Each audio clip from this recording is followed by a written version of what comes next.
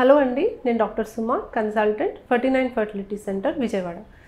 So follicular study అంటే ఏంటి and follicular study ఎలా చేస్తాము అండ్ దీనివల్ల ఉపయోగం ఏంటి అండ్ సంతానలేమి సమస్యతో వచ్చే వాళ్ళు చాలామందికి ఈ ఫాలిక్యులర్ స్కాన్స్ చేస్తూ ఉంటాము.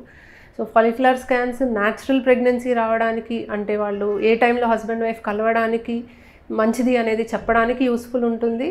ఐయుఐ అనే ప్రాసెస్కి చేస్తూనే ఉంటాము, ఐవీఎఫ్ అనే ప్రాసెస్లో కూడా చేస్తూనే ఉంటాం. సో అసలు ఇది ఏంటి ఫాలిక్యులర్ స్కాన్స్?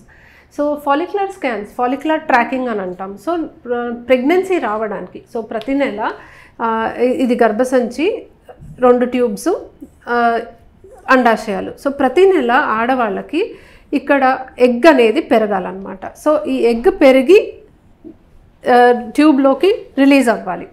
సో ఈ ఎగ్ గ్రోత్, ఈ follicle, it's not the egg, actually follicle అనమాట. సో ఒక అండాశయంలో చాలా చిన్న చిన్న ఫాలికల్స్ ఉంటాయి. ఈ ఫాలికల్స్ అన్నిట్లో కల్లా ఒకటి పెరిగి పెద్దగా అయ్యి మిగతావన్నీ ఇలా ఉండిపోతాయి. పెద్దగా అయిన తర్వాత ఇది రప్చర్ అయ్యి, బ్లాస్ట్ అయ్యి మనకి ఎగ్ రిలీజ్ అవ్వడం జరుగుతుంది. సో ఈ ఫాలికల్స్లో ఎగ్స్ ఉంటాయి, బట్ అన్ని ఫాలికల్స్లో కల్లా నార్మల్గా ఒకటే ఫాలికల్ పెద్దగా అయ్యి ఈ ఫాలికల్ మెచ్యూర్ అయిన తర్వాత రప్చర్ అయ్యి ఎగ్ రిలీజ్ అవుతుంది. సో దీన్ని ట్రాక్ చేయడానికి మనము రెగ్యులర్గా స్కాన్స్ చేస్తూ ఉంటాము. దాన్ని మనము ఫాలిక్యులర్ మానిటరింగ్ అంటాం. So second day of the period నార్మల్గా మనకి ఓవరీస్ అనేవి ఇలాగుంటాయి. ఒక ఓవరీ ఉంటుంది, దాంట్లో చిన్న చిన్న ఫాలికల్స్ ఉంటాయి. దాదాపుగా అన్ని ఫాలికల్స్ 10 మిల్లీమీటర్స్ లోపల ఉంటాయి, సిమిలర్ సైజులో ఉంటాయి. మళ్ళీ మనము మెడికేషన్స్ ఇస్తాం, యూజువలీ ఎగ్ పెరగడానికి ఇంజెక్షన్స్ ఇస్తాము. ఇచ్చిన తర్వాత ఒక వారం రోజుల తర్వాత స్కాన్కి రమ్మంటాం.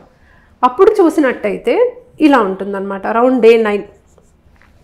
నార్మల్గా అయితే ఇలాగే ఉండాలి, బట్ కొంతమందికి పీసీఓడి ఉండి ఫాలికల్ పెరగకపోవచ్చు, ఎగ్ నెంబర్ తక్కువ ఉండి.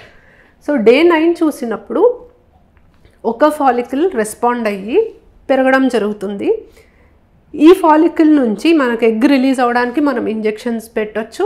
పెట్టిన తర్వాత ఇంజెక్షన్ ఇచ్చిన 36 అవర్స్ తర్వాత మామూలుగా ఎగ్ రిలీజ్ అవుతుందని మనకి తెలుసు. కాబట్టి ఆ టైంకి హస్బెండ్ వైఫ్ని కలవమనన్నా చెప్తాము, లేదా ఐయుఐ అనే ప్రాసెస్, అంటే స్పర్మ్స్ మనం ప్రాసెసింగ్ చేసి గర్భసంచి లోపలికి పంపిస్తాము, ఆ ప్రాసెస్ అన్న చేస్తాం.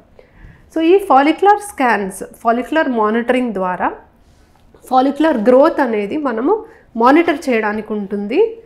ఏ టైంలో హస్బెండ్ వైఫ్ కలిస్తే ప్రెగ్నెన్సీ వచ్చే అవకాశం ఉంది అనేది తెలియడానికి అవకాశం ఉంది. ఏ టైంకి మనం ఐయుఐ అనే ప్రాసెస్ చేయడానికి అవకాశం ఉంది అనేది కూడా తెలుస్తుంది. ఐవీఎఫ్ పేషెంట్స్లో కూడా మనం second day of the period నుంచి ఇంజెక్షన్స్ ఇచ్చి ఎవ్రీ 2-3 డేస్ మానిటర్ చేస్తాం. నార్మల్గా న్యాచురల్ ప్రెగ్నెన్సీ కానీ ఐయుఐ కానీ సింగిల్ ఫాలికల్ పెరగాలి కదా. ఐవీఎఫ్ అనే ప్రాసెస్లో మనకి అండాశయంలో ఉన్న అన్ని ఫాలికల్స్ పెరిగిపోతాయి.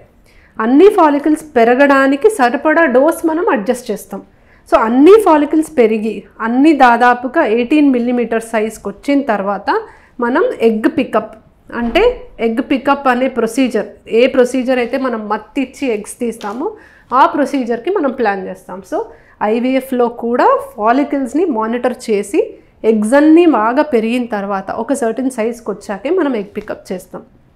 So follicular scanning, follicular monitoring అనేది ఫర్టిలిటీ సెంటర్ ఒక మెయిన్ టెస్ట్ అన్నమాట. సో స్కానింగ్ ద్వారానే ఎగ్స్ ఎలా పెరుగుతున్నాయి చూసుకోవడానికి మనం చేసే టెస్ట్.